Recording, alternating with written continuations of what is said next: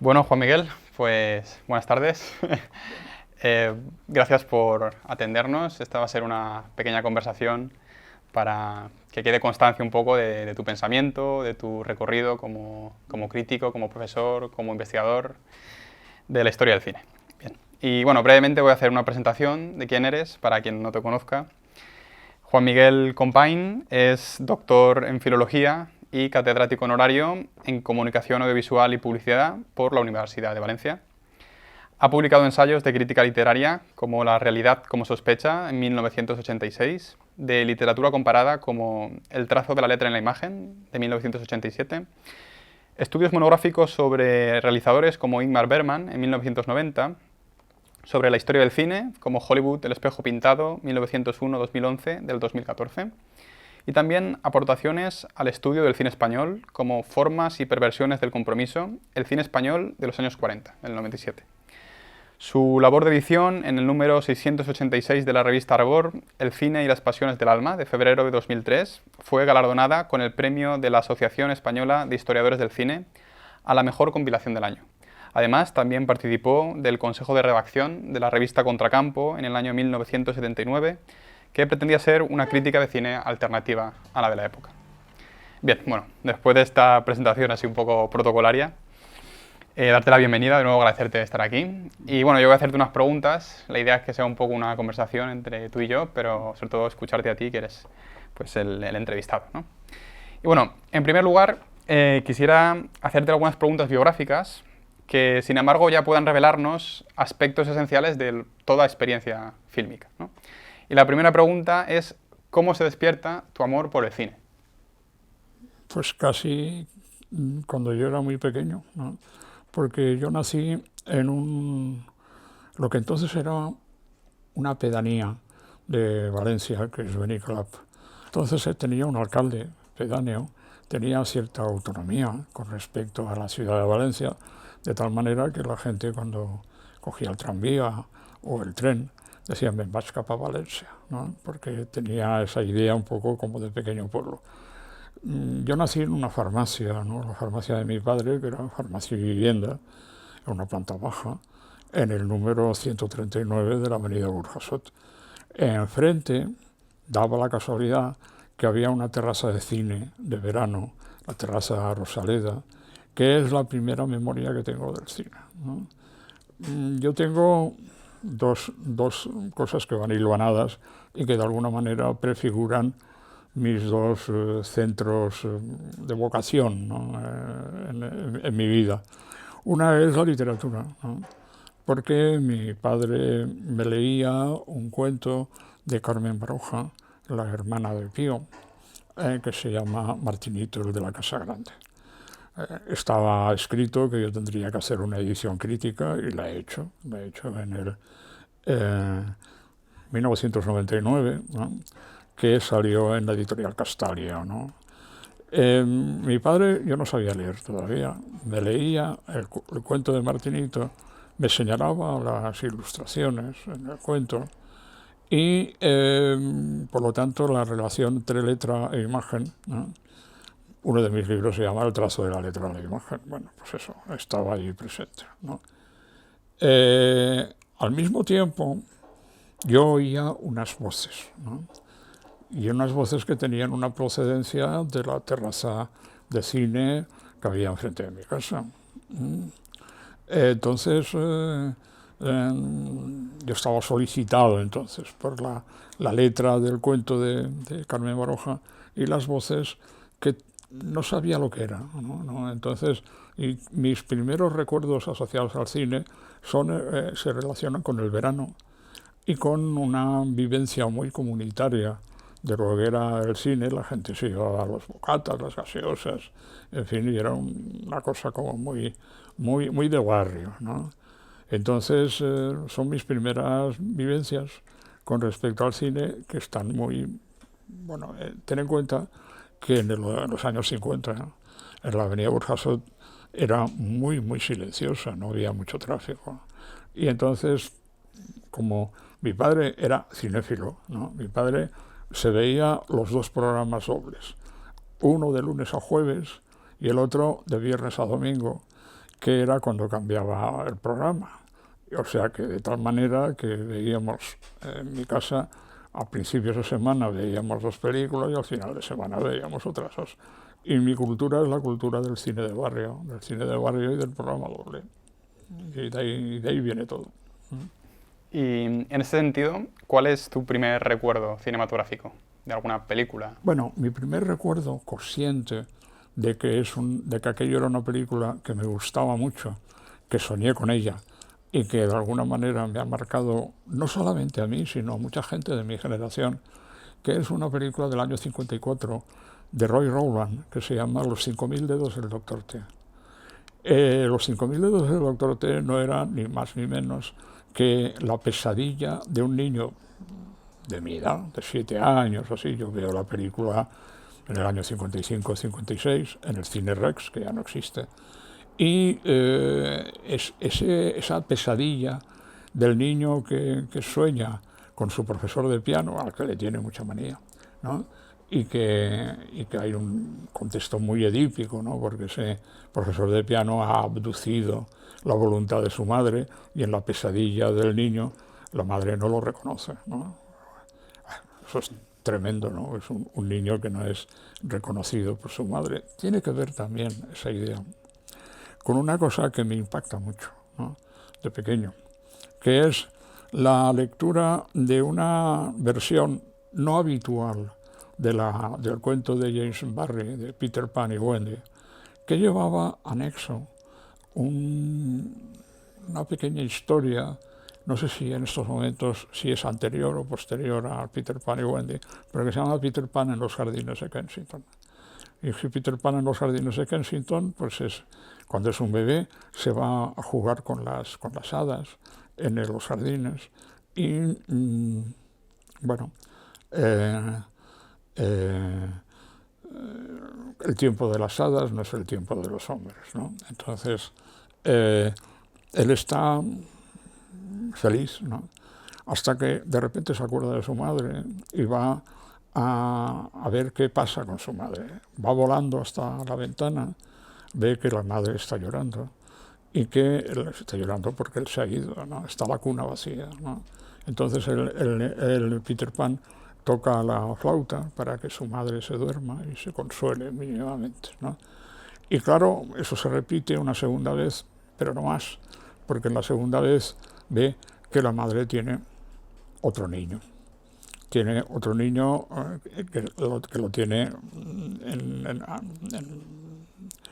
está protegiéndolo con su brazo, ¿no? Y han puesto verjas y él no puede entrar, ¿no? Eso leído cuando yo tenía 7 años es devastador, ¿no? Yo me agarró un llanto que mi madre no sabía de qué estaba llorando, claro, y la perseguía por la casa, como buscando la demanda permanente a la madre, ¿no? Bueno, tiene que ver con eso. ¿Qué historia? Bueno, Los 5000 dedos es una película edípica también, ¿no? Yo incluso le he dicho al presidente de la Asociación Española de Historiadores de Cine, a Pérez Perucha, que podíamos hacer un congreso solamente con los 5000 dedos, ¿no?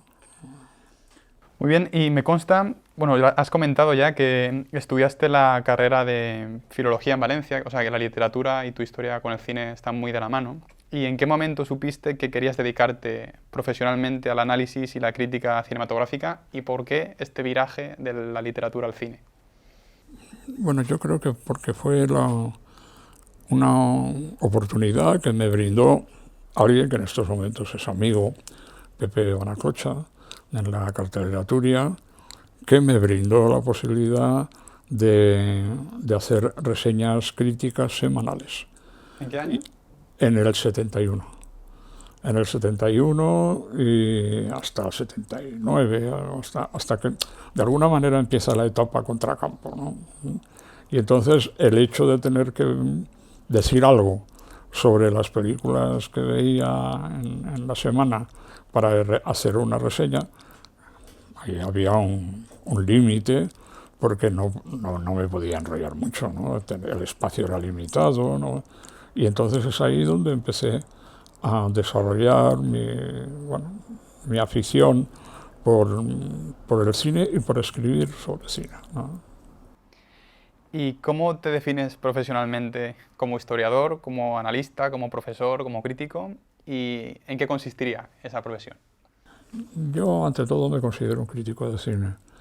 Un crítico de cine que, de alguna manera, es lo que decía Cabrera Infante, que para mí es uno de los grandes críticos de cine que he conocido y que he leído.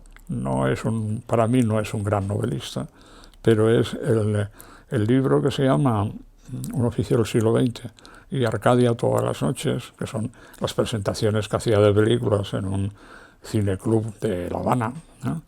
Pues claro, él decía, un crítico es alguien que se ha enseñado a ver después de mirar. Después de mirar mucho, se enseña a ver, ¿no? Entonces es un poco, no sé si era consciente Guillermo Cabrera Infante que eso está en Bertolt Brecht, ¿no? En Bertolt Brecht, en La irresistible ascensión de Arturo Uy, cuando el personaje, el protagonista, avanza al proscenio teatral, se quita el bigote, bueno, por lo menos en el montaje que yo vi de José Luis Gómez, y decía, público que estáis mirando esto, aprended a ver en lugar de mirar, ¿no? Porque aún es fecundo el monstruo, que es una diatriba contra el nazismo, ¿no? Y entonces, bueno, aún es fecundo el monstruo que parió el monstruo inmundo. Bueno.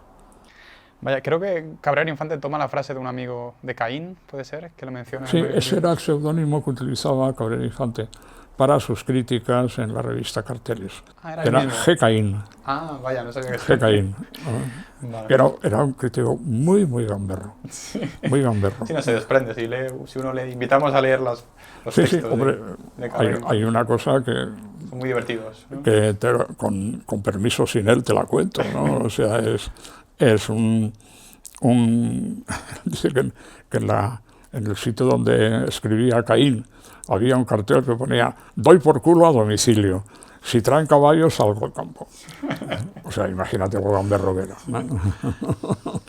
Bueno, pues así cerramos un poco el bloque biográfico y pasamos ya a hablar propiamente de materia, ¿no? De cine y primeramente de cine y análisis, ¿no?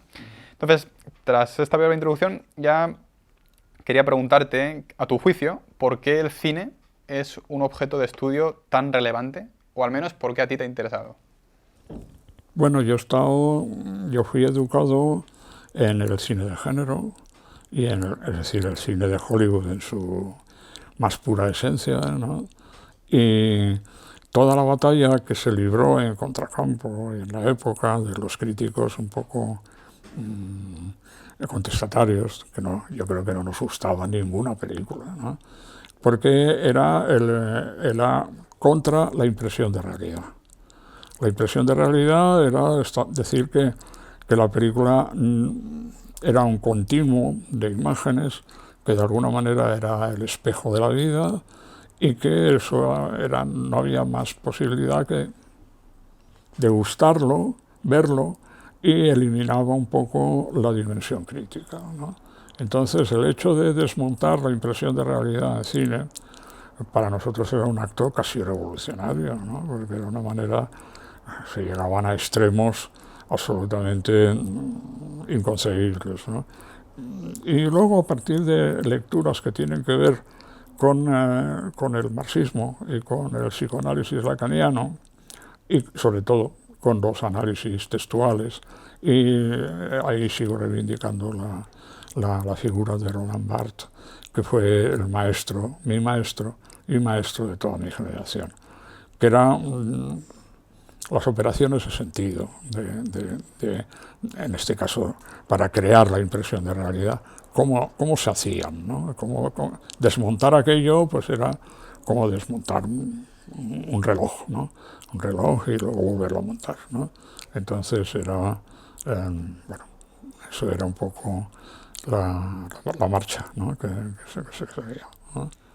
Y si realizamos un breve recorrido por tu obra escrita, encontramos una crítica persistente, ¿no?, a cierto tipo de crítica cinematográfica, que en El aprendizaje del tiempo, que es otro de tus libros, la defines como una crítica impresionista y gacetillera basada en la interminable glosa valorativa del film, ¿no?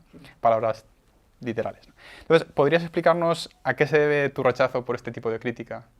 Bueno, porque de lo que decía otro de mis maestros, Emilio Garroni, podemos estar de acuerdo con lo obvio, porque lo obvio no es nada, ¿no? Entonces, todo lo que suponga establecer un duplicado textual de lo que acabas de ver en una película, pues es una operación estéril. Una operación estéril porque no dice nada, no describe operaciones de sentido de la película, se limita a repetir en algunos casos con tono admirativo, ¿no? Admirativo. Yo recuerdo unos chicos de la revista Film Ideal de la época que vieron en el Festival de Cannes la última película de Dreyer, Gertrude, y nada, empezaron aplaudían al paso del venerable Dreyer, ¿no? Y no se planteaban nada más, ¿no? Entonces yo creo que hay que perder un poco el respeto a los clásicos para poder decir algo de ellos, que para eso son clásicos. Hay una definición de lo que es un clásico, es lo que sigue dando lecciones, es decir, lo que sigue viéndose y cada nueva generación va apropiándose de forma distinta de la película, ¿no? La película de la obra artística, ¿no? En general. ¿No? Últimamente, bueno, y estoy hablando de ahora mismo, ¿no? Hay los chicos británicos de la revista Sight and Sound han decidido que la mejor película de la historia del cine en la próxima década es Jeanne Dielman. Jeanne Dielman, 23 Quai du Commerce, Bruxelles, ¿no? La película de Chantal Akerman del 75, y que, bueno, la han elegido, pero yo creo que hay un malentendido. No la han elegido por sus operaciones de sentido, que son muy complejas y que tienden a transmitir el tiempo en su materialidad. Es una película que dura 3 horas 40, casi como lo que el viento se llevó, y lo único que describe son tareas domésticas. ¿Qué has hecho? Ahí, empezando por la señora Laura Mulvey y por todos los que están en la cosa de los estudios culturales y tal, pues hablan de que es una película donde la razón patriarcal queda vencida y tal. Digo, bueno, pues explíqueme usted cómo se hace eso, ¿no? Porque eso no deja de ser un comentario desde fuera de la película. Yo creo que el sentido es siempre intrínseco a la película, ¿no? Es intrínseco y por lo tanto, si tú lo describes y lo analizas, estás evidentemente ratificando que será lo de la razón patriarcal, pero no porque se diga desde fuera que esto es una película que acaba y desciende el papel de la mujer. No, bueno, eso son cosas que se dicen desde fuera, pero que el considerar que es la mejor película, yo no entro en eso de si es la mejor o no, eso no. Es una extraordinaria y excelente película que ha sido alzada al primer lugar de la clasificación de Sight and Sound por razones espurias, ¿no? Vamos a volver sobre ese tema, sobre el estudio de la materialidad, que sabemos que es uno de tus puntas de lanza, por decirlo así. Y tomando el hilo de esto último que has dicho, ¿no? Desde finales del siglo pasado sí que es cierto que la universidad en general ha experimentado pues, un auge de perspectivas aplicadas, ¿no? Es el caso del feminismo, ¿no? La perspectiva de género, de los estudios coloniales o postcoloniales, ¿no? Incluso también de la filosofía, y están vinculadas principalmente a los estudios culturales, ¿no? Entonces, ¿cuáles serían para ti los riesgos de tales aproximaciones, pero también cuáles serían sus virtudes? Porque a veces olvidamos también que pueden tener ciertas virtudes, si es que piensas que las tienen. Bueno, los estudios culturales tienden a plantear cómo vería, por ejemplo, un negro americano el nacimiento de una nación. De hecho, hay uno que no he conseguido verla, me parece que es mala, que es un director de cine negro que ha hecho una película que se llama El nacimiento de una nación y que parece ser que va desde el punto de vista de la diferencia racial y tal, ¿no? Yo eso creo que a la hora de reivindicar, ¿no?, el papel de las mujeres cineastas. Ahora mismo, ayer, la autora del libro, del estudio de Alice Guy, me dio un ejemplar, acaba de salir, es un tocho de 600 páginas, y de alguna manera hay una anécdota, me parece, bueno, la saco a relucir en el prólogo que he escrito, ¿no?, a ese libro, como un niño muy cabezón, que tenía 8 años, ¿no? La primera película que recuerdo haber visto es una de las películas más emblemáticas de Alice Guy, que se llama Los peligros del feminismo o algo así, ¿no? De cómo se da la vuelta a la tortilla y las mujeres están haciendo vida de hombre en los cafés, ¿no? Y mientras los maridos se dedican a las tareas domésticas, ¿no? Entonces, es gracioso que este niño cabezón, que se llamaba Eisenstein, ¿no?, recuerda como primera película esa y un cartelito que decía: están sacando a las mujeres de los cafés, ¿no? Eso es algo que la crítica feminista reivindica, pero yo creo que a veces lo hace mal, ¿no? Lo hace mal porque yo no soy capaz de percibir que haya una mirada masculina en el cine de Hollywood, y que eso es lo que dice Laura Mulvey, ¿no? Entonces, el placer visual y cine narrativo. Yo creo que eso no exime al analista de ver lo que hay dentro de la película, ¿no? Entonces, eso sería un poco, por un lado, hacer hincapié en un aspecto, un punto de vista que no se ha tratado lo suficiente, como es el punto de vista de las directoras en el cine, claro, pero en ese orden de cosas hay una reivindicación de cineastas como Dorothy Arzner, que tiene una versión de Naná de Zola que es para tirarle piedras, o sea, que es muy mala, ¿no? Pero claro, es que es la visión de la mujer sobre un personaje emblemático de la novela de Zola. Pueden ser esas las intenciones, pero los resultados son bastante malos, ¿no? Bueno, eso es a lo que creo que te referías a eso, ¿no? Sí, decir un poco cuáles son los límites, sí, las virtudes y los efectos, para mí están ahí. Sí, incidiendo un poco digamos, en este tipo de aproximaciones, muchas de estas corrientes, de los estudios culturales, por ejemplo, defienden, citando a Mikhail Bakhtin, ¿no?, que hay un dialogismo siempre operante entre espectador y texto, ¿no? Un diálogo entre ambos. Es decir, que la interpretación nunca está cerrada, sino que está abierta a múltiples lecturas donde influyen, pues, sesgos de género, de raza, de clase, etc., ¿no? ¿Estarías de acuerdo con esta visión? Sí, en el sentido de que, hombre, el dialogismo está en la base de lo que es el espectáculo cinematográfico. Tú estás sentado en la oscuridad, en una sala, y entonces puedes empatizar con el personaje que aparece en la película, ¿no? Entonces, en ese sentido sí que existe esa dialéctica, ¿no? Lo que pasa que a lo que yo voy es que eso supone una interpelación al espectador, y es el espectador el que tiene que operar, ¿no?, con todo lo que con todo lo que le llega, ¿no? Y en ese sentido, pues alguna discusión he tenido en relación a películas clásicas como El hombre tranquilo de John Ford, donde hay una implícita visión feminista de la historia, porque, como dice el título, el protagonista es un hombre que quiere tener tranquilidad, que no quiere molestar, ¿no?, ni que le molesten, ¿no? Como es un boxeador que en su vida de boxeador ha matado a un hombre, ¿no?, y no quiere entrar en peleas.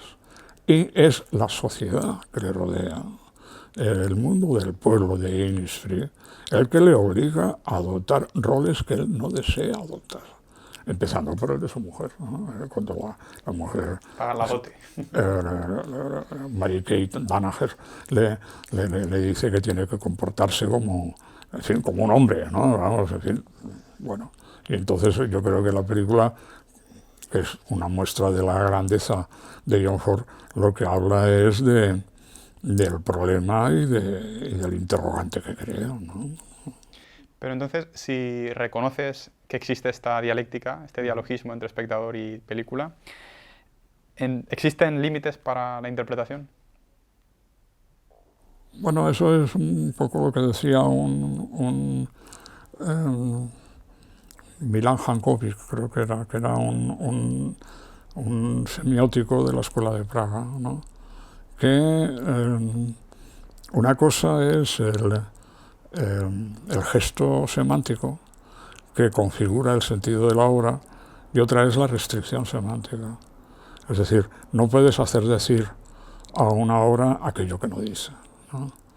Entonces, bueno, pues los clásicos son fructíferos porque permiten diferentes lecturas en el transcurso del tiempo, ¿no? Pero hay una restricción semántica en el sentido de que usted no puede hacerle decir a una obra lo que en los límites del sentido de la obra no dice, ¿no? Se podríamos decir que son indefinidas, pero no infinitas. Exactamente, ¿no? Sí. Bien, pues continuando, desde tus coordenadas, tus coordenadas teóricas, pues hasta donde yo sé, ¿no?, se adscriben a la semiótica, entre otras disciplinas. Aunque sea un concepto muy común en la investigación cinematográfica, es posible que cierta gente que nos esté escuchando, ¿no?, los oyentes, no entiendan por qué hablar de lectura de películas, en lugar de hablar simplemente de visionado, ¿no?, de ver películas, ¿no? ¿Por qué leer y no simplemente verlas? ¿Por qué leer una película? Sí. Porque si estableces una lectura, tiendes a ver cuáles son las operaciones de sentido que la película pone en pie, ¿no? Entonces, bueno, pues, ¿cómo lo consigue, ¿no? Entonces, en ese sentido, me parece que es mejor leer, que implica una actitud consciente, una actitud muy de trabajo ante la película, de trabajo textual, ¿no? Que entonces el análisis textual es eso, es ver que hay un tejido diferenciado de relaciones. Eso lo decía Julia Kristeva, ¿no? Tejido diferenciado de relaciones tiene que ver con el origen de la palabra texto, ¿no? Y el texto es eso, ¿no? Es un tejido, ¿no? Un tejido, y entonces, en la medida en que tengas en cuenta cuáles son los elementos de ese tejido, tu crítica será más completa, ¿no? No simplemente será una crítica impresionista de lo que a mí me impresiona de la película, ¿no? Quizás sea un poco reiterar en lo que ya has comentado, pero en tu obra has defendido, un poco lo que has dicho antes también, la descripción de operaciones, ¿no?, como base de un análisis fílmico pertinente. ¿Es posible describir sin entrar a valorar? ¿Y cuánto pesa la subjetividad y, por ejemplo, la propia emoción en un análisis? Bueno, si yo me considero crítico de cine es porque la descripción de operaciones de sentido en una crítica de cine conlleva una valoración. Y en esa valoración es donde te vuelcas subjetivamente, ¿no? Yo siempre pongo, y tú lo sabes, en mis clases, el final de Miracle Worker, la hacedora del milagro, que aquí se llamó el milagro de Anna Sullivan. Porque sé de una manera cierta, segura y positiva que con ese final todo el mundo llora, ¿no? Porque es que es para llorar. Entonces, ¿por qué? Pues porque el trayecto de la pedagoga con una niña que es sordomuda, ciega, que está completamente cegada al mundo exterior, no se queda tranquila, ¿no? Porque dice que la ha aprendido, lo único que le ha enseñado es una tabla de prohibiciones, de lo que no puede hacer y lo que puede hacer, ¿no? Y que es como un animalito obediente. Claro, eso se rompe en el momento final, cuando al contacto con la bomba de agua, ¿no?, es cuando Helen Keller dice la palabra agua, ¿no? No solamente dice la palabra agua, es que empieza a tocar el suelo y va reconociendo porque lo escribe en la palma de la mano, ¿no? con su dedo, ¿no? Entonces, es una manera de que se ha abierto al mundo, ¿no? Que se ha abierto al mundo y cada vez tiene más, ¿no? Cuando ella llega al porche de la casa y dice la palabra y solamente en el final, que es cuando se produce el máximo de emoción de toda esa escena, es cuando le escribe la palabra maestra, como diciendo, eres tú quien me ha enseñado, ¿no? Y llora, ¿no? Tienes que llorar con ello, ¿no? Eso es lo que digo, que hay un punto de subjetividad. A mí me emociona mucho. Pienso que a todo el mundo le tiene que emocionar. Igual me equivoco, ¿no? Como es inevitable introducir un poco de subjetividad en el análisis, ¿no? Sí, sí. Luego, quizá, sin ánimo de... sin acritud, quizá algo que se le pueda echar en cara a programas como Qué grande es el cine, ¿no? El programa que presentaba y aún presenta a su manera José Luis García, o en su versión más clamorosa, digamos, la crítica de Carlos Bollero, ¿no? Es que es muy valorativa, pero poco analítica en ese sentido. Sí, sí. No sé si estás de acuerdo. Sí, es que cada vez que te asomas a lo que fue la cartelera tuya y que ya no es, ¿no? Las reseñas que hacen son estrictamente valorativas y tienen especial afición a hacer críticas de películas basura, de películas estas que no vale la pena ni siquiera mencionarlas, ¿no? Pero es para contar un poco el rollo de qué va la película y decir que es muy malo, ¿no? Apague, vámonos, ¿no? ¿Qué opinas del programa de García? Qué grande es el cine. Hombre, un programa cinéfilo, ¿no? Un programa cinéfilo, degustativo, ¿no?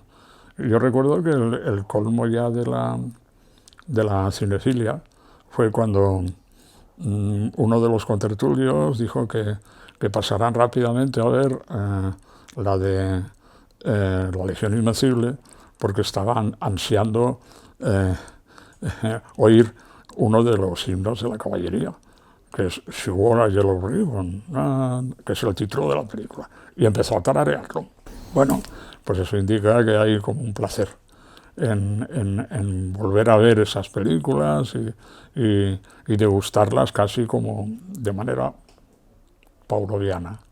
Es decir, sabes que el experimento de Pavlov es el de el perro que segrega saliva a partir de que tocan un pito porque sabe que ahí le van a dar de comer. Bueno, pues eso es un poco la caricatura máxima del programa de García, que era un programa pavloviano, en el sentido de buscar esa especie de síndrome degustativo, ¿no? Finalmente, para cerrar este bloque sobre análisis, ¿podrías recomendarnos 3 libros útiles para introducirnos en el análisis fílmico? Sí, hay un libro que es un colectivo donde está Jacomón y Alain Bergalá y tal, ¿no? Que es el análisis del film, que se llama así, ¿no? Y hay diferentes modelos, ¿no? Y entonces eso es un libro útil, ¿no? Pero yo empezaría por Gabriel Infante porque es muy próximo, ¿no? Es muy de ver las películas. Está Arcadia todas las noches, donde hay una presentación soberbia de Vértigo, ¿no? Y donde habla de las habaneras mortales, ¿no? de la música de Herrmann en Vértigo, ¿no? Y que, bueno, pues eso, todos tienen que ver con ese análisis de operaciones, ¿no? De sentido, ¿no? Bien, pues ya cerramos este bloque sobre análisis y vamos a pasar a un segundo bloque temático de naturaleza del cine, ¿no? O esencia y cine, podemos decir, ¿no? Como ya hemos visto en tu aproximación biográfica, la idea de lectura vincula el cine a la literatura, ¿no? Algo que ya abordaste en tu libro, que también has mencionado, el trazo de la letra en la imagen. ¿Qué relación existe entre ambos campos, literatura y cine? Bueno, pues es que los dos se erigen, cada uno en su medio, un punto de vista, ¿no? El punto de vista de quién va a contar la historia, desde dónde lo hace y por qué lo hace, ¿no? Y eso es común a la literatura y al cine, ¿no? Otra cosa es que la gente se empeña en hacer adaptaciones de libros que no se pueden adaptar al cine, que son relatos de palabras.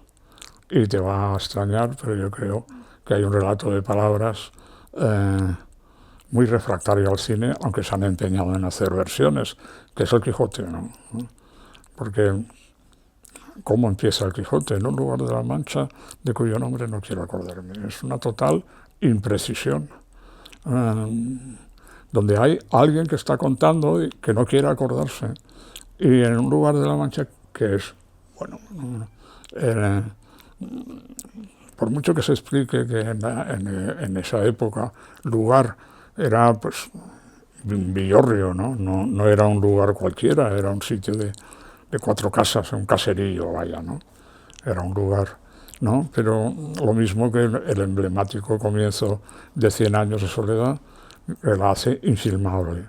Mucho tiempo después, ante el pelotón de ejecución, el coronel Aureliano Buendía debería recordar aquella tarde remota en que su padre lo llevó a conocer el hielo. Madre mía, es un montón. El cine necesita concreción. Concreción y de alguna manera por eso es tan interesante los cuentos de Hemingway, ¿no? De hecho, uno de sus cuentos más emblemáticos, que está escrito en un hotel de Madrid en el año 29, ¿no?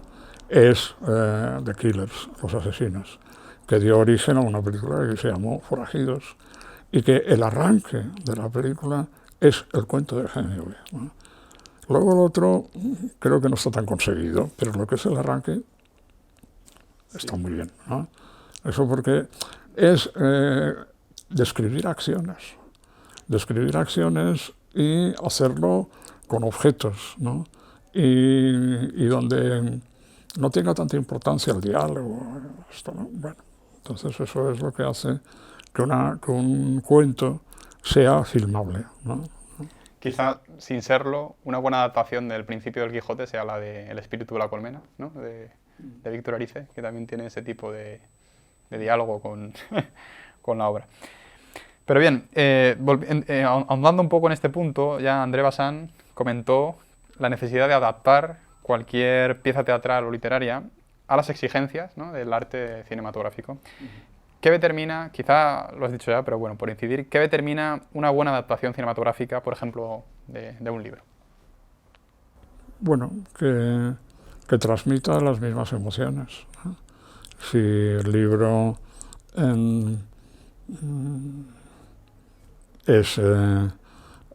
describe un determinado estado de ánimo o una determinada relación entre unos personajes, que eso de alguna manera se vea en la película, ¿no? Entonces, en ese sentido, todo lo que hay en el cuento que sirve de base a la diligencia, que es remotamente es el cuento de Boule de Suif, Bola de Sebo, de Maupassant, y luego Ernest Haicko, que hizo una que era la diligencia Rothmund, ¿no? Sí, bueno, pues eso es un itinerario, ¿no? Y en ese itinerario ocurren diferentes cosas que motivan la transformación de determinados personajes, ¿no? Que encuentran que no son iguales en el comienzo y en el final, ¿no? Eso es lo que tantas veces se explica en mis clases, ¿no? Que es la secuencia actuacial de Bremont, ¿no? Que hay un sujeto en un momento n y hay que ver en qué se ha convertido ese sujeto en el momento n más t, al final. Siempre que hay transformación, cambio, ¿no? Diferencia, ¿no?, entre un arranque y un final, ahí hay una dinámica dramática que es lo que hace que se pueda ver un poco la relación entre el original literario y la película. ¿Consideras que La diligencia sería un ejemplo de adaptación canónica? Sí, en ese sentido, ¿no? Por otro lado, ¿consideras que existe una especificidad cinematográfica, que es un tema tan manido en la historia del cine, que la distinga de otras artes, como por ejemplo el teatro, la literatura, la fotografía? Bueno, eso es un debate que sacudió un poco a los teóricos que intentaban darle estatuto de arte al cine, ¿no? Diciendo que el cine era remitía a todas las artes y hacía como una síntesis. Yo creo que cuando se habla de la especificidad del cine, yo creo que se está pensando en el montaje. Creo que el montaje es lo más propio del cine, ¿no? De ver cómo determinados fragmentos se unen entre sí y dan origen a una historia. Así, no sé, bueno, eso yo creo que eso es un poco... El cine es un poco lo que yo intenté decir en el título de mi libro, es el aprendizaje del tiempo, ¿no? Es justamente la idea de cómo se gestiona el tiempo. El tiempo cinematográfico que no equivale al tiempo real, ¿no? Pero es que sin embargo transmite una vivencia del tiempo, ¿no? Como, igual como decía Tarkovsky, de esculpir el tiempo. Esculpir en el tiempo, sí. Una bonita imagen. Es una muy buena definición, sí. Luego, cambiando un poco de tema, ¿qué opinas del formato del cortometraje como género? Bueno, pues es un género donde hay dos cosas, ¿no? que conviene no ir despejando, ¿no? El corto no es un largo que como no se tiene dinero para hacerlo, pues se hace. Hay cortos que da la sensación de que son una secuencia de un largo, ¿no? Y algunos he visto sobre el particular. Y hay otros que no, hay otros que tienen que transmitir en 15 minutos, ¿no? Pues todo lo que... Y en ese sentido hay uno que es un cortometraje argentino, que tú también conoces, que siempre que puedo lo he pasado en clase, que es Líneas de teléfonos, ¿no? Líneas de teléfonos juega con algo muy, muy propio del cine, que es lo que he dicho antes, ¿no? Que es el trabajo en el tiempo, ¿no? Y el trabajo, en este caso, con dos temporalidades distintas. Como una temporalidad de los años 90, ¿no? Remite a la temporalidad de los años 70, del 77, con el golpe militar en Argentina, ¿no? Y entonces son un chico y una chica que se conocen por un extraño cruce que no se explica ni falta que hace, ¿no? En relación a que se cruzan las líneas de teléfonos y uno habla desde los años 90 y la otra está hablando desde el final de los 70 con la dictadura militar y cómo uno intenta salvar a la otra, ¿no? En fin, eso es poderoso como película, ¿no? ¿No lo consideras entonces un género menor, por decirlo así? No. Últimamente me han enviado un clip que yo creo que tiene casi un valor de cortometraje, ¿no? De una serie que no he visto, que se llama El Ministerio del Tiempo, ¿no? Donde el actor, muy reconocible en estos momentos por causas ajenas al cine, que es Rodrigo García, ¿no? Yo creo que es Rodrigo, sí, ¿no? Sí, bueno, Sancho, no sé si le he visto. Es Sancho. el padre del que está detenido en Sí. Tailandia, ¿no? Que se encuentra con García Lorca en los años 30 y le dice: no vayas a Granada que te van a matar.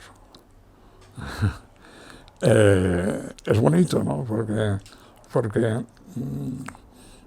se lo lleva en el túnel del tiempo. Dice: esto es como el túnel del tiempo. Dice: no, llámalo sueño, ¿no? Como diciendo, ¿no? Y se encuentran en el 79 cuando está Camarón, ¿no? Que está cantando un poema de García Lorca, ¿no? Y entonces el momento que dice: dejémoslo todo como está, porque con los años que han pasado todavía se acuerdan de mí. Lo cual quiere decir que yo he ganado y no ellos. Está bien. Está bien, es casi... Yo te lo digo porque tiene un valor como de cortometraje, ¿no? Pero es elocuente y es bonito, ¿no? Bien, pues cambiando de punto también, el cine ha sido el gran espectáculo de masas del siglo XX, sin duda, ¿no? Y aún se mantiene vigoroso en el XXI, pese a los evidentes cambios estructurales de la industria, ¿no? Como puede ser, por ejemplo, pues la tecnología digital, la proliferación de las series, el contenido generado por los propios usuarios, ¿no? En YouTube u otras plataformas. ¿Por qué crees que nos gustan y nos han gustado y emocionado tanto las películas? No tendría yo una respuesta a eso, ¿no? ¿Por qué, por qué sigue permaneciendo la, el hecho de estar en una sala oscura ante una pantalla, que es el sistema clásico de proyección, y en esa pantalla se empiezan a ver cosas, ¿no? Pues yo creo que ya es casi como si nos remontáramos al mito de la caverna, ¿no? Que es algo muy arraigado en el ser humano, ¿no? Lo de ver imágenes desde la oscuridad, ¿no? El cine es un espectáculo de mirones, ¿no? Y verlo con una cierta impunidad también, ¿no? Eso, el sentido que pueda tener el cine erótico y en última instancia el cine porno es ver lo que es lo rechazado de todos los espectáculos, ¿no? Que es lo más íntimo, ¿no? Estar viendo una intimidad agrandada y, bueno, y puesta a tu servicio, ¿no? Precisamente debido a su gran alcance, ¿no? El cine también ha podido ser utilizado como arma política. Y véase, por ejemplo, cierto cine soviético o la propaganda nazi, ¿no? Pese a todo, se puede alegar que el cine está más cerca de la realidad que otros artes. Así se ha hecho, por ejemplo, por parte de Krakauer, que hablaba como el poder redentor del cine, en oposición a otras artes como la literatura o el teatro, ¿no? En tu opinión, ¿qué relaciones existen entre cine e ideología? Eso es una pregunta enciclopédica, ¿no? Hubo una época en que todos íbamos con el libro de Jean-Patrick Lebel, que se llama exactamente así, Cine e Ideología, ¿no? En la época de mis comienzos como crítico, ya te he dicho antes que no nos gustaba ninguna película, ¿no? Porque siempre veíamos que había una manipulación. La ideología en cine es siempre un intento de manipular al espectador, ¿no? Entonces hay en sentido afirmativo, en sentido negativo, ¿no? Entonces, bueno, es evidente que hay una relación entre lo que podríamos llamar el aparato ideológico que decía Althusser, ¿no? Junto con lo que es el aparato cinematográfico, ¿no? Entonces, bueno, es complejo, ¿no? Es de ver que en la época decíamos que todas las películas que no fueran rupturistas con la realidad, ¿no? Que desmontaran el efecto realidad, estaban al servicio de la ideología dominante. Bueno, eso era una manera de decir que por el hecho, los decían los de Cinetic, que eran los más radicales, que el hecho de que la Ciudadano Kane estuviera producido por una de las major companies de Hollywood era suficiente para decir que reproducía la ideología del capitalismo americano, lo cual es evidentemente falso, ¿no? No, porque precisamente con Ciudadano Kane, ¿no? Entonces, bueno, creo que sigue existiendo esa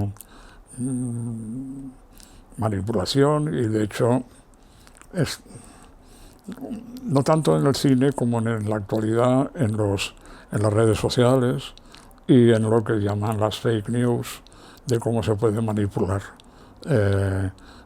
y crear, no sé por qué se empeñan en decir fake, es bulos. Los bulos que maneja Trump o que en nuestros lares maneja Núñez Feijóo. Entonces son ganas, digamos, de manipular y de provocar una determinada reacción en la gente. Y normalmente, como en estos momentos, hay que volver a reclamar que una gente, si se tiene opinión y si se tiene lectura, ¿no?, de las cosas, no te pueden manipular, ¿no?, porque tú haces inmediatamente la contralectura de lo que te están diciendo. Pero la manipulación ideológica está al orden del día, ¿no? O sea, eso está claro, ¿no? Sí, y quizá siguiendo esta idea, ¿no?, del poder manipulador de la imagen, a este respecto, hasta el final de tu obra, tú has defendido el imperativo de Jacques Rivette por salvaguardar una ética de la puesta en escena. Y el aserto de Godard, también muy famoso, ¿no? Los travelling son una cuestión de moral. ¿En qué consistiría dicha ética? Eso lo dijo Godard en una mesa redonda en Cahiers du Cinéma a propósito de Hiroshima Mon Amour. Y dijo que cualquier movimiento de cámara, un traveling, era una cuestión de moral porque tenía que estar en función de algo, ¿no? Y entonces ahí viene el sentido moral del cine. El sentido moral, que es lo que está, pues, por poner un ejemplo que está en cartel, Oppenheimer. Oppenheimer es una película muy moral, ¿no?, porque plantea un hombre, la crisis de un hombre que es el creador de la bomba atómica y las consecuencias que eso tuvo, ¿no? Y entonces, digamos, ahí se barajan dos términos, el término de culpa y el término de responsabilidad. Y en ese sentido, bueno, el famoso artículo de Rivette de la abyección, que comenta una película, que esa es otra. La película estaba muy apoyada por el Partido Comunista francés, ¿no? Al rodaje acude Jean-Paul Sartre y Simone de Beauvoir, Capot. Capot, claro, cuando Rivette dice un hombre que hace un traveling para reencuadrar el cadáver de Manuel Riva en las alambradas del campo de exterminio, haciendo que la mano cuelgue en el ángulo superior izquierdo del encuadre, merece toda nuestra, como decía, todo nuestro rechazo, no era algo más fuerte, como ¿Desprecio quizá? No lo sé. merece todo nuestro desprecio, ¿sí? ¿Qué has dicho? ¿No? Menudo follón se armó con eso, ¿no? Pero es que tenía razón, ¿no? Tenía razón. Es decir, como dicen los franceses, un traveling pour faire joli, para hacer bonito, ¿no? Pues, hombre, piénseselo usted un poco, ¿no? Tiene que estar en función de algo, ¿no? En función de algo, y ahí viene el sentido moral del cine, ¿no? ¿No? El traveling es una cuestión de moral, pues ya lo creo que lo es, ¿no? Continuando con la entrevista, yo quería preguntarte cómo consideras que es el acercamiento de la infancia al cine actualmente y si crees que guarda cosas en común con la experiencia de tu generación. No, ahí sí que tengo serias lagunas para contestar, porque el acceso al cine de mi generación estaba muy estrechamente relacionado con determinados rituales familiares, y como he dicho antes, en mi casa se iba al cine 2 veces a la semana, aparte de las que yo, cuando ya podía tener más autonomía, podía ir a los cines de barrio, de la época y tal. Y ahora el acceso es tan inmediato, ¿no? Porque el manejo de los móviles y de las cámaras y tal está tan a la orden del día que es una manera tan diferente de aproximarse al mundo de la imagen que hace que, bueno, que solamente socialmente se llama la atención cuando ocurre alguna anomalía, y últimamente lo hemos percibido con esta idea de la inteligencia artificial y de los niños que desnudan a las niñas de la clase y que hacen una serie de cosas que a mí me desbordan, ¿no? Porque digo, bueno, ¿cómo se puede hacer, ¿no?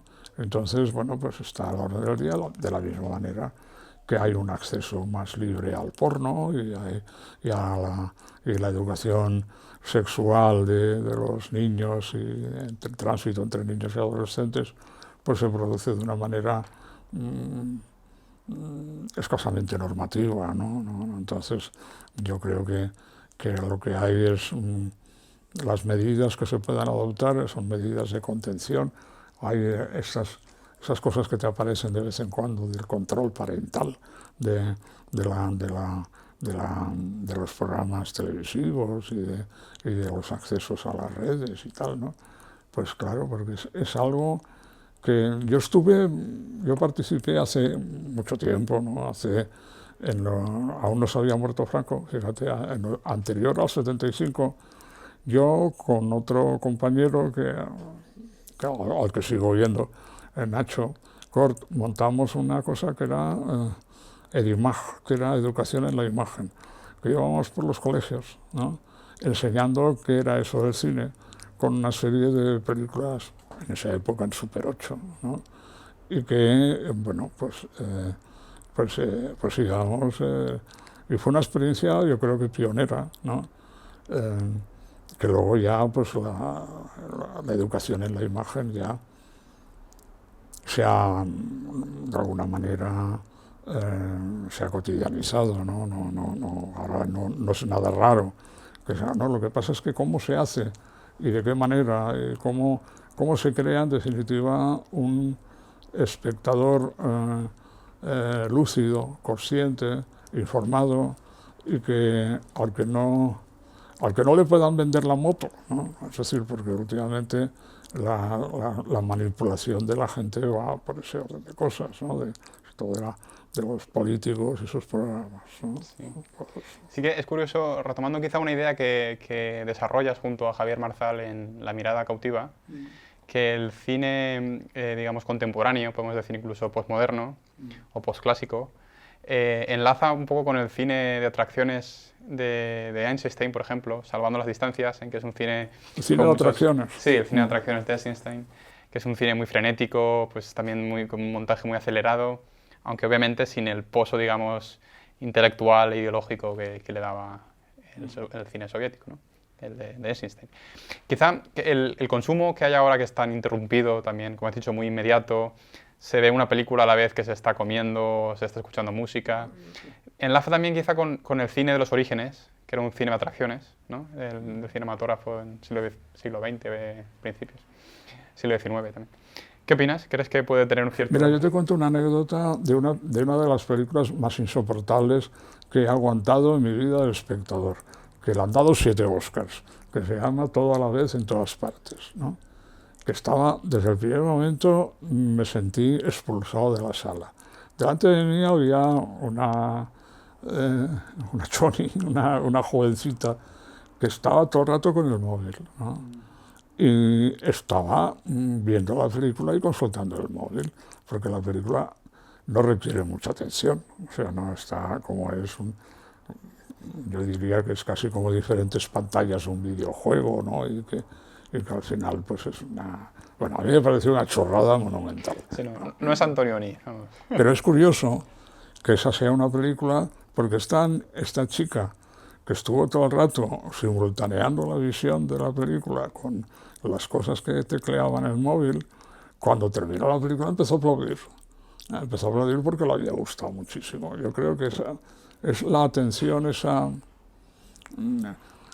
una de las cosas que más se detectan en la enseñanza es el síndrome de falta de atención, ¿no? Creo que lo he denominado mal, creo que se llama de otra manera, ¿no? Pero que es los que no entienden lo que leen, ¿no? O mejor dicho, yo he tenido la experiencia con una niña que en esa época tenía 12 años, ¿no? Y que le dije que leyera un fragmento justamente del libro de Martinito y que luego me lo contara. Era incapaz porque lo leía y se olvidaba enseguida, ¿no? Entonces hay un síndrome que tiene que ver con esa falta de atención y y que trae de cabeza a muchos educadores, ¿no? Entonces, ¿no? Porque a la hora de explicarles algo hay como una atención relajada, ¿no? Dispersa, ¿no? Sí. Muy bien, pues totalmente de acuerdo, la verdad. Creo que es algo que es muy visible, ¿no?, en las nuevas generaciones, incluyendo la mía. Es decir, bien, pasamos al último bloque porque ya se está alargando mucho, no queremos robarte más tiempo, que lo vamos a dedicar a la historia del cine. Y bueno, en un artículo incluido en El aprendizaje del tiempo, que es uno de tus libros recopilatorios de artículos, llegas a hablar de la construcción del espectador cinematográfico. Algo que podría sonar un poco chirriante, ¿no?, si concebimos al público de carne y hueso, ¿no? ¿A qué te refieres? ¿Podrías explicarnos el término? Bueno, yo creo que en ese artículo yo me refería a cómo el cine de los orígenes construye un espectador que en un primer momento está completamente abducido por la imagen, y que son las imágenes de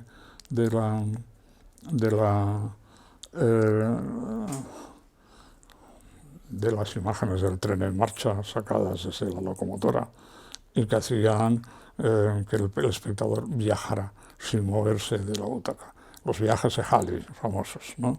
Y en esos viajes de Halley el espectador estaba implicado, se construía. La cosa fue evolucionando hasta llegar a la creación de lo que podríamos llamar en cine la noción del punto de vista, de cómo el espectador puede identificarse con unos personajes y rechazar a otros. Y se crea pues la tradición del cine de Griffith, que tiene que ver con eso, tiene que ver con los bandidos que asaltan la casa, con el padre de familia, con la familia como unidad, digamos, como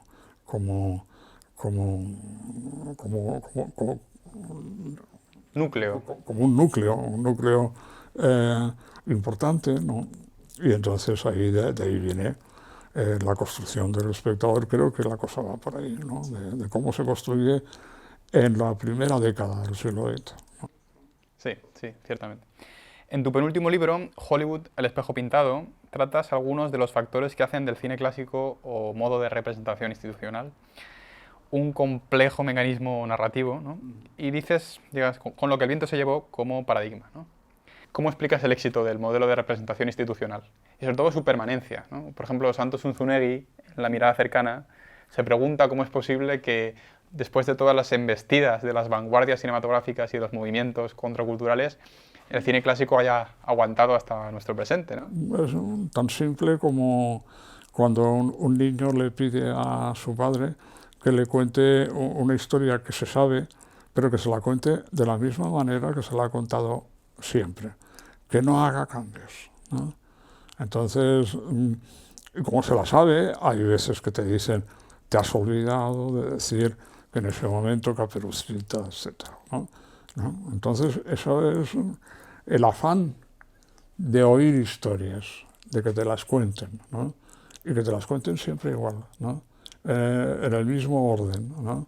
Y que no haya, digamos, innovación alguna. Eso está en la base de lo que es la aprehensión de la narración desde que uno es pequeñito. O sea, ¿crees que es una cuestión de costumbre? Sí, es una cuestión, vamos, de ver cómo las historias se cuentan siempre de la misma manera, ¿no? Érase una vez, ¿no? Ten en cuenta, mira, la mejor película del cine español hasta la fecha, que es El espíritu de la Calmeno, empieza con Érase una vez, ¿no? Sin duda. Ahora, bueno, Erice va a hacer una nueva película, veremos qué nos depara. Mañana Justo se estrena, hoy es 28 de septiembre. Bien, en contraste con el cine clásico que comentábamos, en tu opinión, ¿qué caracteriza principalmente a la modernidad cinematográfica? La ruptura con el modelo clásico, la puesta en cuestión de la narración omnisciente, el hecho de utilizar el montaje no como concatenación, sino como ruptura, ¿no? como expansión, ¿no? Cuando, en definitiva, una vez más, lo que decía Godard, una película tiene un comienza un desarrollo y un desenlace, no necesariamente en ese orden, ¿no? Y ahí está la clave de todos los que hacen un cine de ruptura, ¿no? Podría resumirse en un sintagma que es un cine de la subjetividad, ¿no? Si llegas a definirlo así. Una de las, precisamente Oppenheimer, lo he dicho y lo sigo diciendo, pone en juego una contradicción. Es un biopic, es la historia de un señor del que se conoce sus cosas, ¿no? El señor Oppenheimer, pero al mismo tiempo es un biopic de la subjetividad, porque estás continuamente en la cabeza, ¿no?, de Oppenheimer desde el principio, ¿no? Claro, y eso es lo que yo creo que Christopher Nolan, que es un cineasta muy interesante, ha conseguido juntar el modelo más clásico, que es el de contar la historia de un señor desde que nace hasta que muere, ¿no? O en este caso en esos años más cruciales, pero lo hace desde el punto de vista subjetivo. Y ahí sí que introduce unos elementos de montaje que ni el propio Eisenstein, bueno, por obvias razones de censura también, no se hubiera atrevido, ¿no? Porque cuando lo están juzgando, porque es un juicio disfrazado de si le dan o no le dan las acreditaciones, etcétera, pues hay un momento que él está, chico, literalmente está follando con la amante, porque en definitiva también se está juzgando que él había estado enrollado con una señora que era comunista, ¿no? Y entonces lo vemos en el juicio, y eso es bastante llamativo, ¿no? Elaborado, sí, sí. Desde el punto de vista de la mujer, además, ¿no? Que siente que, que ha sido sí, no, porque engañada. ella al principio le dice, no me digas qué pone, es un texto en sánscrito, tradúcemelo, ¿no? Y es el texto de me he convertido en la muerte en una destructora de mundos, ¿no? Que es lo que dijo, al parecer, antes o un poquito después de apretar el botón rojo para el chispum primero de la bomba atómica. Bueno, antes hemos comentado un poco al hilo de La mirada cautiva, el libro que escribiste junto a Javier Marzal, que las narrativas postmodernas, ¿no?, enlazan en cierta manera con el cine, digamos, de atracciones, de los orígenes, pero que sin embargo la narración clásica aún permanece, ¿no? Continúa existiendo al menos en sus bases más elementales, ¿no? Godard, sin embargo, llegó a hablar de la muerte del cine. ¿Le diagnosticas tu futuro al arte cinematográfico? Sí, no, yo creo que siempre va a existir esa afición, ¿no?, del ser humano a que le cuenten historias, ¿no? A que le cuenten historias de una manera o de otra, ¿no? Y en ese sentido, claro, Godard hablaba de una cierta muerte del cine, porque yo creo que se refería a una cierta muerte del clasicismo cinematográfico, ¿no? Entonces, hay un ejemplo al hilo de Oppenheimer que me viene al pelo para comentarlo, ¿no? Hay la diferencia entre la película de Christopher Nolan y la biografía que le ha servido de base es que en la biografía sobre Oppenheimer queda muchísimo más claro la huella de McCarthy, de la Casa de Brujas de McCarthy en los años 50. Cuando el juicio de Oppenheimer está visto para sentencia y él ya presiente que le van a quitar la confianza, las acreditaciones para estar en el Comité de la Energía Atómica, ¿no?, se está juzgando a McCarthy.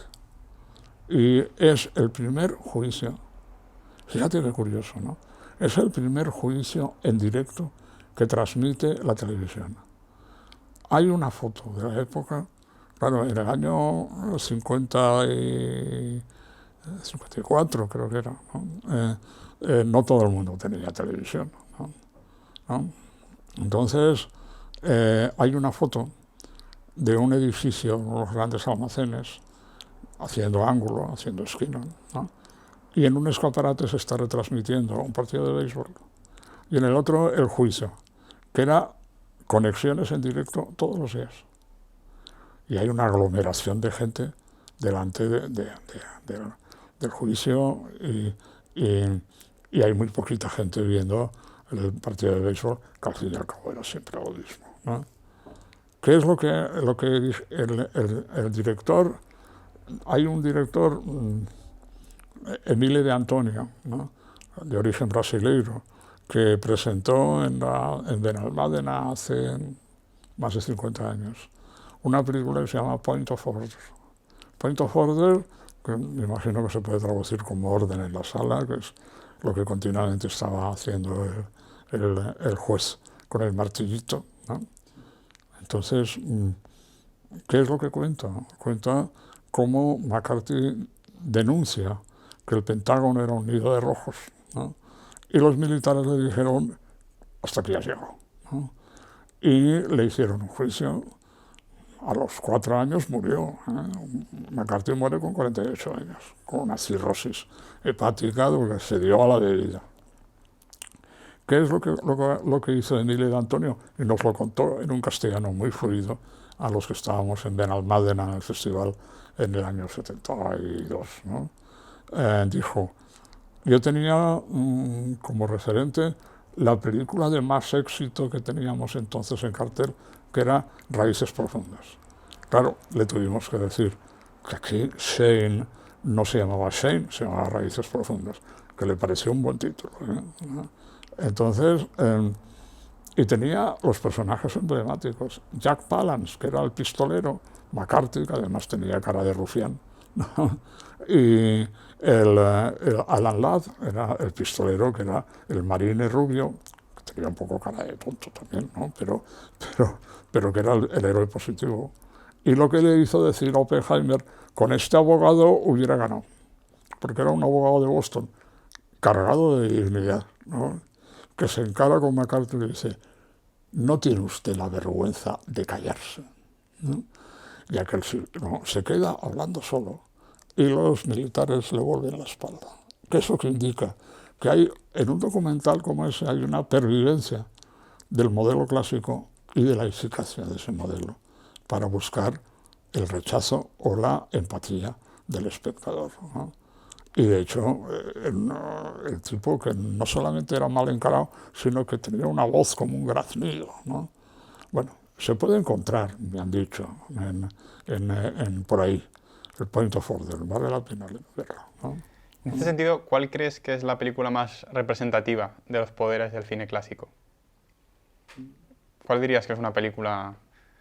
Hay tantas, la verdad, pero alguna que te venga a la mente y que pongas como ejemplo. Si alguien quiere entender qué es el cine clásico en su esencia. Cualquier película de Ford, ¿no? Cualquier película de Ford habla de lo que puede hacer el cine clásico y de sus límites, ¿no?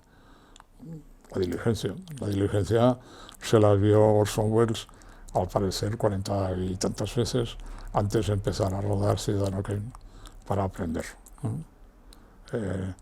Ford sigue siendo un modelo, ¿no?, un modelo de aprendizaje, ¿no? ¿Podrías recomendarnos 3 libros para entender qué es el cine? Para un iniciado. Bueno, pues el libro de Bazin, que se llama precisamente así, que es el cine, ¿no? Y bueno, los que he citado antes de Coelho Infante, ¿no? Y bueno, y algunos de los... yo, el primer libro de cine, que aún lo tengo, ¿no?, es un libro escrito por Pérez Lozano, que era un crítico católico moderadamente progresista de los años 50, que creo que se llama así, se llama Manual de Iniciación Cinematográfica, ¿no? Entonces, bueno. Puede ser útil. Eso es un modelo muy antiguo, ¿no? Pero yo creo que la recopilación de André Bazin, y en general la obra de André Bazin, que es la obra de un crítico que también tuvo incursiones teóricas, ¿no?, muy idealistas y tal, ¿no? Pero bueno, yo diría que justamente que es el cine, pues el libro de André Bazin, ¿no? Bueno, yo a todas estas sumaría todos tus tus obras que hemos comentado en la entrevista, pues a nivel personal, pues yo las recomiendo. Bueno, y finalmente, ya última pregunta, que queremos dedicar pues el final, el cierre de esta entrevista al cineasta que posiblemente más has estudiado, ¿no? Al menos en el ámbito español eres el mayor experto sobre Ingmar Bergman, al que dedicas tu último libro hasta la fecha, Máscaras de la carne. ¿Qué puede enseñarnos el cine de Bergman en un ecosistema audiovisual como el presente, ¿no? Caracterizado, como hemos comentado, por el desenfreno, por la banalidad? ¿Y por qué volver a Bergman hoy? Bueno,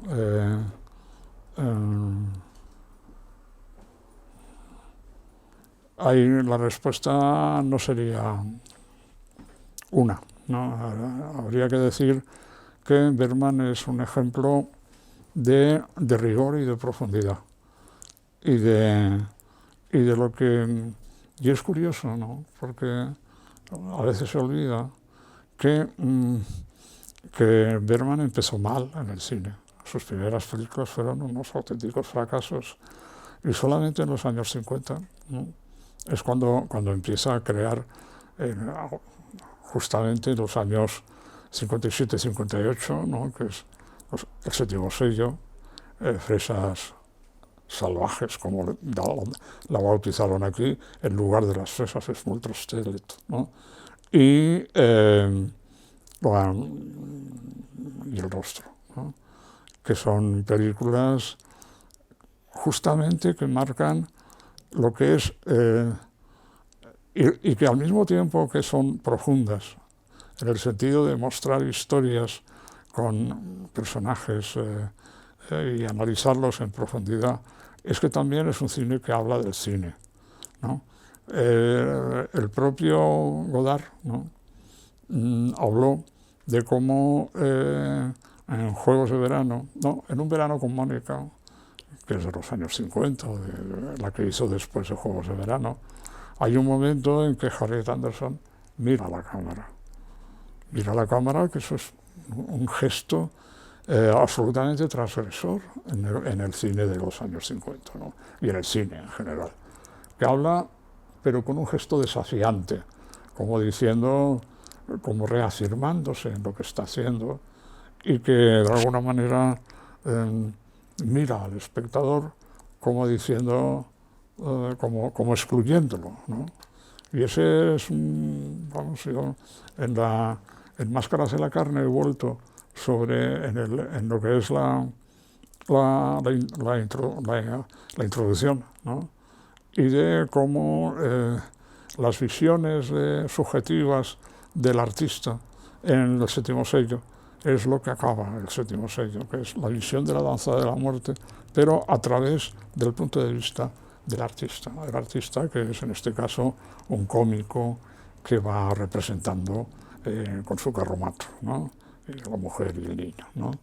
Entonces, yo creo que Bergman es muy completo, ¿no? Porque habla de... es una inmersión en la subjetividad y al mismo tiempo una ruptura de la representación. Y el caso de Persona, que es una película del 66, no lo olvidemos, es una película que sigue siendo un punto de referencia, ¿no?